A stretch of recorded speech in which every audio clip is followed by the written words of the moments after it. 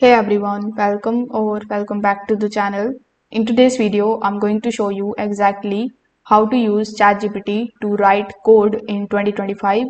So whether you are a beginner or a developer, ChatGPT can help you write, debug and explain the code in multiple languages like Python, JavaScript or C++. So let's go through exactly how to use it to speed up your coding workflow. So first of all, you need to come here on chatgpt.com. Then you need to log in into your account if you haven't already. Over here, you can select the latest GPT-5 model here because this version handle coding tasks much better than its previous versions. Now, if you want the code execution or the file upload, you can also switch to the code interpreter mode over here.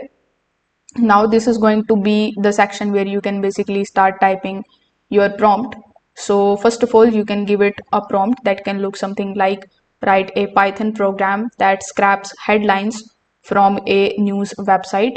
So here you just have to describe it what you clearly want from it in the prompt.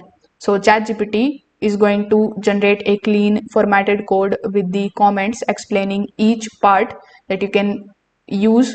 You can also refine it by saying something like this, like now make it more efficient.